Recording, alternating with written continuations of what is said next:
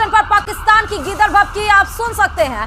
भारत के एक्शन पर पाकिस्तान बौखला गया है और गीदड़ भभकी देते हुए उसने सेना को कार्रवाई की खुली छूट दे दी है। इस वक्त की बड़ी खबर आपको बता रहे हैं, पाकिस्तान सेना ने 26 लोगों की मौत की पुष्टि कर दी है। ये इस वक्त की बड़ी खबर आपको बता रहे हैं और इस बीच में यह भी बड़ी खबर है कि पाक सरकार ने सेना को खुली छूट दे दी है। आपको बता दें कि ऑपरेशन सिंदूर के तहत जहां 9 आतंकी ठिकानों को नेस्तनाबूद किया गया, पहलगाम आतंकी हमले का जहां ऑपरेशन सिंदूर के जरिए बदला लिया गया, उस बीच घबराए पाकिस्तान ने अपनी सेना को जवाबी कार्रवाई के लिए छूट दे दी है। भारत के एक्शन पर पाकिस्तान की ये गीदड़ भभकी आप सुन सकते हैं और देख सकते हैं। इस वक्त की सबसे बड़ी खबर इस पाकिस्तान से मिल रही है, जो उसने सेना को जवाबी कार्रवाई करने के लिए खुली छूट दे दी है। अब आप समझ सकते हैं कि जवाबी कार्रवाई में वो करेंगे तो करेंगे क्या, क्योंकि उनकी जो नर्व है, उनका जो सबसे मजबूत पाकिस्तान है, उसको तो हमने धराशायी कर दिया। 9 आतंकी ठिकानों पर ताबड़तोड़ मिसाइलें दागी और एयर स्ट्राइक के जरिए उन सबको मिट्टी में मिला दिया। और जहां पर जैश-ए-मोहम्मद का सरगना मसूद अजहर के पूरा परिवार जहां इसमें खत्म हो चुका, और वो कह रहा है कि सेना को खुली छूट दे रहा है कि जवाबी कार्रवाई करे। सेना भी बेचारी डर रही होगी कि क्या सोच समझ के ऑर्डर्स दिए जा रहे हैं, क्योंकि ये बड़ी गीदड़ भभकी की ये सीधे तस्वीरें देखिए। क्योंकि हर बार जब चाहे वो एयर स्ट्राइक की बात हो, चाहे वो डिजिटल स्ट्राइक की बात हो, चाहे वो वाटर स्ट्राइक की बात हो, इस तरह से गीदड़ भभकी के स्टेटमेंट्स लगातार पाकिस्तान की तरफ से आते रहे हैं। उसके बाद से कैसे उनको अपने परिवारों को शिफ्ट करना पड़ा और उनके ही रक्षा मंत्री 1:30 बजे ये कहते हैं कि भारत कोई बड़ा एक्शन ले सकता है। 1:30 बजे वो प्रेस कॉन्फ्रेंस करते हैं। इतना डरा हुआ पाकिस्तान वो अपनी सेना को खुली छूट दे रहा है। तो इस वक्त ये बड़ी खबर आपको फिलहाल बता रहे हैं। दूसरी तरफ ये तस्वीरें बहुत अहम हो जाती हैं, जहां पर आप देखिए कि 9 उन ठिकानों को हमने मिट्टी में मिला दिया जो आतंक को पनाह देते हैं। उस लॉन्च पैड को तबाह कर दिया जहां से ये साजिश पूरी रची जाती है। एक एक करके चुन चुन को उन 9 ठिकानों को हमने ढूंढा और उसके बाद 1:05 पर ऑपरेशन सिंदूर के तहत ये कार्रवाई की गई और 1:25 पर हमने अपने टारगेट को पूरा कर लिया। मात्र 20 मिनट की इस कार्रवाई में पाकिस्तान घबरा गया। उसकी आवाम कह रही है कि हम रात भर सोए नहीं, हम रात भर खौफ में जीते रहे, रात भर खौफ में हम जगते रहे, अपने घरों को छोड़कर हम खुले आसमान के नीचे चले गए और एक एक करके 26 लोगों की मौत हो चुकी है। इसकी पुष्टि खुद पाकिस्तान की तरफ से की गई है और इधर घबराए हुए पाकिस्तान यूएनएससी से दरख्वास्त कर रहा है कि उसकी एक बात सुन ली जाए। एक बार फिर से यूएनएससी का दरवाजा खटखटाने की तरफ गुजारिश कर रहा है। कई सारी तस्वीरें इस समय आपके टीवी स्क्रीन पर 9 तस्वीरें हैं।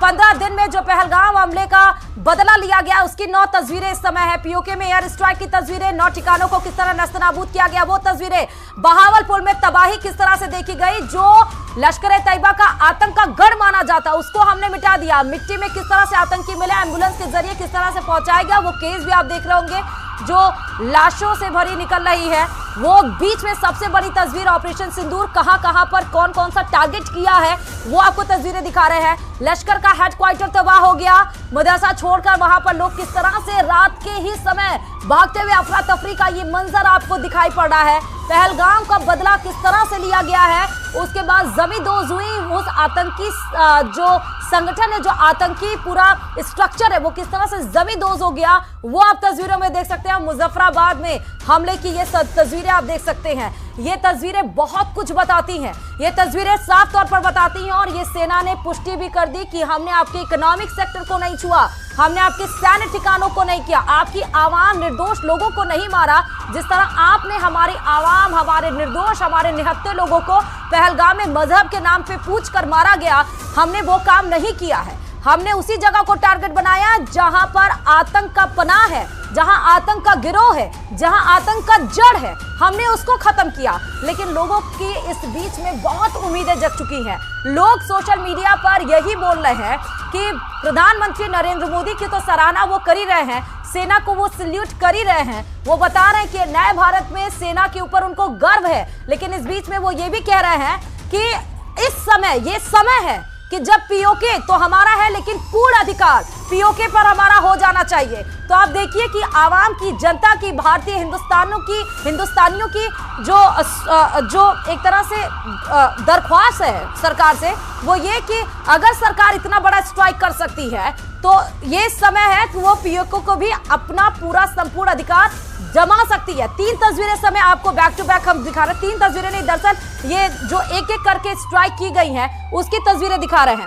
लश्कर हेडक्वार्टर मुर्दिके वही 26/11 से जहां पर ट्रेनिंग ने जो आतंकी को ट्रेनिंग दी जा रही थी, ट्रेनिंग सेंटर हब था ये, उसको किया गया। ऑपरेशन सिंदूर के तहत 1 2 3 4 5 6 7 8 9 आतंकी संगठनों पे ताबड़तोड़ मिसाइलें दागी गई और मात्र 20 मिनट के अंदर, जब इनकी पूरी आवाम सो रही थी, जब सेना को भनक तक नहीं थी, जब शहबाज शरीफ बेखौफ होकर सो रहे थे, जब असीम मुनीर पता नहीं कहाँ थे, जब ये नींद से जागे भी नहीं थे, तब तक तो हमने अपना पूरा टारगेट भी पूरा कर लिया। और सबसे बड़ी बात इसकी ये है ऑपरेशन सिंदूर की कि हमने जो टारगेट बनाया, जो स्ट्रैटेजी बनाई, वो सफलतापूर्वक हुई।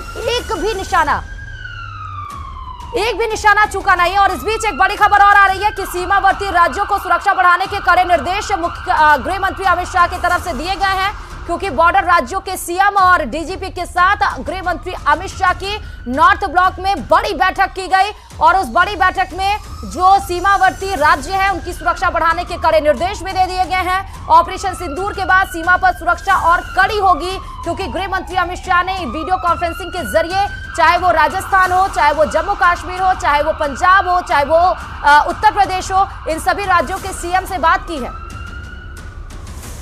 और देखिए बदले की टाइमलाइन की सीधे तस्वीरें हम आपको दिखा रहे हैं। अमेरिकी राष्ट्रपति का हमले पे बयान आया है।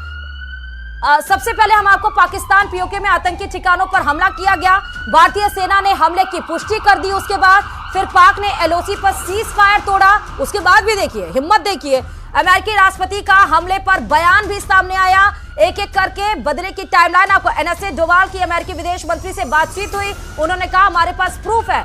सियालकोट एयरपोर्ट 48 घंटे के लिए बंद कर दिया गया। एक एक करके क्या क्या हुआ वो आपको सिलसिलेवार तरीके से समय के अनुसार बता रहे हैं।